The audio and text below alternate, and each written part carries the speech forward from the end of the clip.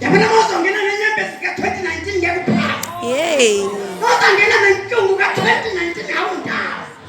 Mawuzangena nosizi ka-2019.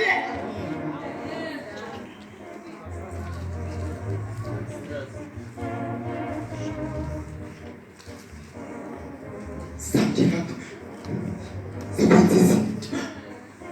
Sauti yako zobalekisa abantu.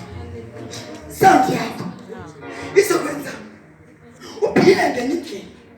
Isauti yakho ozoyiveza namhlanje mawuphuma kulemvuselelo. Isauti ozongena ngayo izokwenza ushintshe izinto. Ngisho emndenini wakho kuzoba khona abantu abazokubaleka ngokuhamba. Khona abantu abazokubaleka. Namhlanje ngizothi uthi mawufika ekhaya uthi mawungena uthi gaga